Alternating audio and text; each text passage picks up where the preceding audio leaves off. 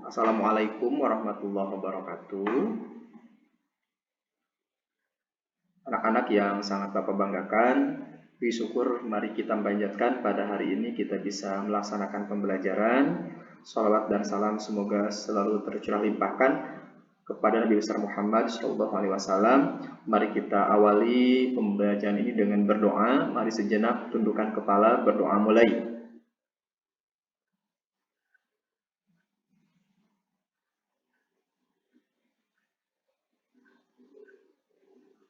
Berdoa cukup.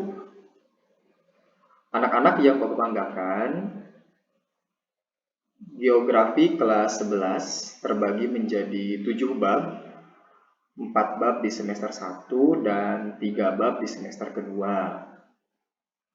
Target KKM yang harus kita tuntaskan yaitu 73. Bapak berharap di akhir nanti tidak ada yang kekurangan. Bahkan seperti yang telah kita ketahui, KKM ini ada predikatnya. Keterangannya ada A, B, C, dan D. D itu bagi yang di bawah KKM. Apabila ingin mendapatkan C, berarti rentang nilainya dari 73 sampai dengan sekitar 81 atau 82. Dari 82 sampai dengan 91 ataupun 90 itu masih B, dan A terus lebih daripada itu, mendekati angka 100. Bapak buatkan rencana kegiatan kita untuk bab pertama ini. Dalam 1 bulan ke depan kita ada 4 pertemuan. Pertemuan pertama kita akan bahas tentang letak, luas, dan batas wilayah Indonesia. Mohon nanti mengikuti dengan seksama sampai dengan pertemuan keempat. Tetapi silahkan isi pertanyaan nomor 1. Ini bagian dari komitmen kita, doa kita. Semoga Allah mengabulkan dan mewujudkan berapa target nilai yang didapatkan di akhir semester. Nanti kita akan evaluasi. Silakan ditulis di buku mata pelajaran. Selanjutnya kita masuk ke materi. Secara letak astronomis, bahwasanya Indonesia terletak di 6 derajat lintang utara sampai 11 derajat lintang selatan dan 95 derajat bujur timur sampai 141 derajat bujur timur dilintasi garis khatulistiwa. Ingat, ini bagian dari kelebihan Indonesia, bahwasanya Indonesia itu dilintasi garis khatulistiwa dengan berbagai kelebihannya. Juga Indonesia itu memiliki selisih waktu lebih daripada 7 jam terhadap Greenwich Mean Time. Jadi makanya terbagi menjadi 3. Ada waktu Indonesia bagian barat, waktu Indonesia bagian tengah, dan waktu Indonesia bagian timur. Itu ada perbedaan-perbedaan tersendiri.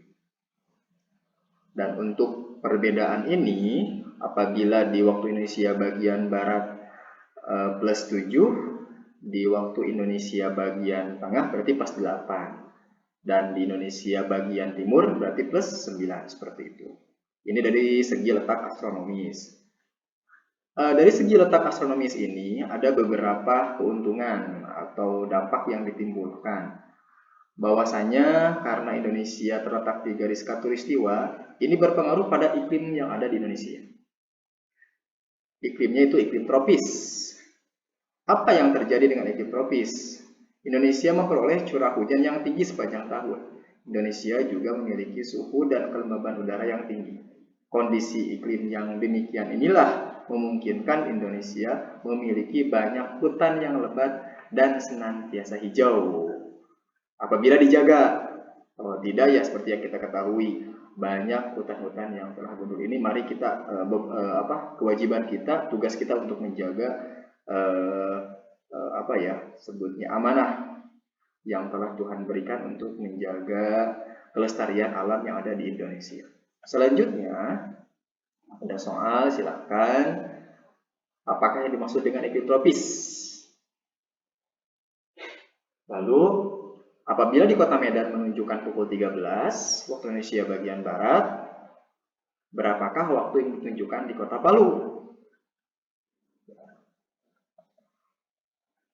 Tadi kita sudah membahas tentang letak astronomis. Mari kita bahas letak geografis.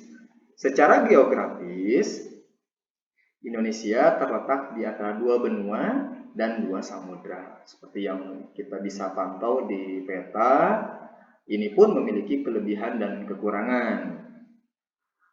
Bahwasanya apabila kita lihat Indonesia itu berada di Asia Tenggara, bergabung bersama negara ASEAN. Ya, seperti yang telah kita ketahui, negara ASEAN karena ada di Asia Tenggara, sesuai dengan singkatannya. Itu dari segi letak geografis. Pertanyaan keempat, menurut pendapatmu apa keuntungan Indonesia dilihat dari aspek letak geografis? Indonesia kan ada di antara dua benua, ada di antara dua samudra. Apakah ada keuntungannya? Coba silahkan cari, bisa bertanya kepada kakak tingkat, bisa berselancar di internet, atau berdiskusi dengan teman. Kita sudah membahas dua letak Indonesia berdasarkan astronomisnya, berdasarkan geografisnya. Sekarang secara geologisnya. Secara geologis, Indonesia itu letak wilayahnya berdasarkan batuan. Jadi letak geologis itu letak wilayah Indonesia berdasarkan susunan bebatuan yang ada di permukaan bumi, khususnya di Indonesia. Indonesia ini negara dengan jumlah gunung api terbanyak di dunia, dan sebagian besarnya adalah gunung-gunung yang masih aktif. Hal tersebut menjadikan Indonesia itu tanahnya subur, karena tanah subur ini banyak mengandung unsur hara, dan salah satu unsur ini akibat dari letusan gunung berapi. Seperti itu. Lalu patut kita ketahui pula bahwa Indonesia terletak pada pusat pertemuan dua pegunungan muda, yaitu pegunungan Sirkum-Mediterania dan pegunungan Sirkum-Pasifik. Untuk wilayahnya, untuk Sirkum-Mediterania ada di Indonesia bagian tengah, bagian barat, dan untuk Indonesia bagian tengah itu dilalui oleh pegunungan Sirkum-Pasifik. Ini dari dua poin pertemuan dua gunung, lalu yang muda, lalu bagaimana tadi kita membahas masalah gunung berapi. Lalu Indonesia pula terletak di antara tiga lempeng utama yang ada di dunia, yaitu lempeng Australia, Eurasia, dan Pasifik. Bagaimana dengan lempengan-lempengan ini? Inilah yang sering kita rasakan. Apabila lempengan-lempengan ini bertubrukan atau bergerak, nah ini yang menjadikan sering terasa atau terjadi banyak gempa di Indonesia. Tetapi beberapa survei menunjukkan hanya wilayah Kalimantan lah yang tidak rawan terhadap gempa. Mungkin nanti bisa dicari tahu kenapa alasannya. Kami Bapak lanjutkan. Soal untuk nomor 5, apakah dampak-dampak? Nah, dampak-dampak letak geologis Indonesia. Sekali lagi, Indonesia itu seperti yang telah Bapak sampaikan, bahwasanya banyak gunung berapinya. Lalu menjadi pusat pertemuan dua pegunungan muda. Lalu menjadi ada ini terletak di antara tiga lempengan utama, yaitu lempeng Australia, Eurasia, dan Pasifik. Nah, apa dampak yang ditimbulkan secara geologis Indonesia ini?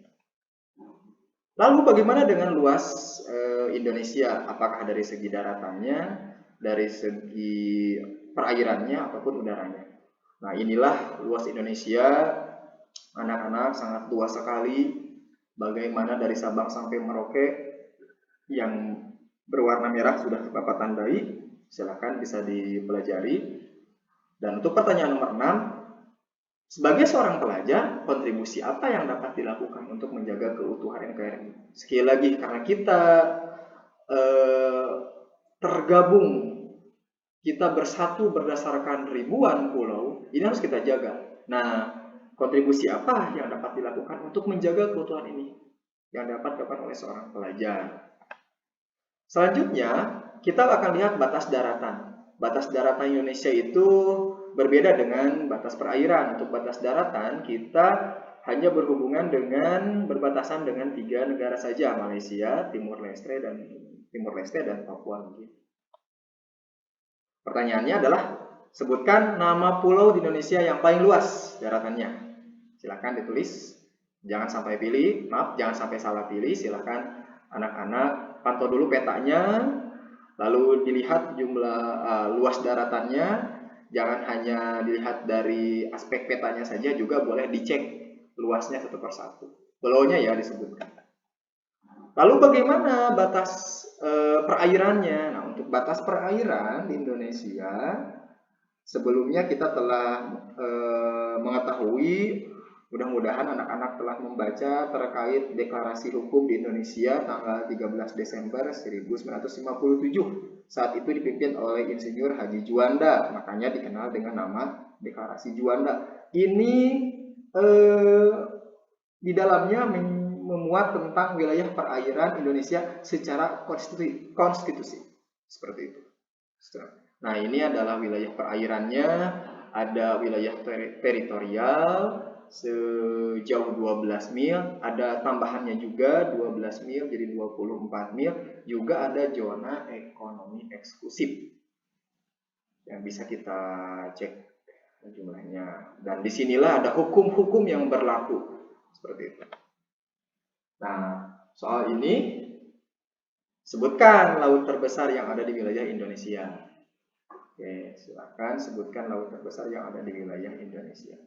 Selanjutnya, ini adalah wilayah udara. Wilayah udara Indonesia, ada darat sudah, perairan sudah. Indonesia pun setiap negara memiliki wilayah udaranya. Dapat kita lihat wilayah udaranya, dan ini berbeda dengan wilayah darat ataupun wilayah perairan. Ada aturan-aturan tersendiri. Dan nomor 8, berdasarkan batasnya, apa yang membedakan wilayah perairan dan udara di Indonesia? Apa yang membedakan? Silahkan pantau lagi gambarnya, videonya perhatikan, karena ada perbedaan batas wilayah Indonesia apabila dilihat dari perairan dan dilihat dari batas udaranya. Ya, itu pertemuan pertama kita. Silahkan dikerjakan tugasnya di buku catatan, materinya yang penting dicatat, ditulis, videonya ditandai, disimpan. Ada pesan dari Bapak, bumi ini cukup untuk 7 generasi, namun tak akan pernah cukup untuk 7 orang yang serakah. Mari jaga bumi kita untuk kelangsungan hidup kita, generasi kita, masa depan kita. Saya kira cukup, terima kasih. Wassalamualaikum warahmatullahi wabarakatuh.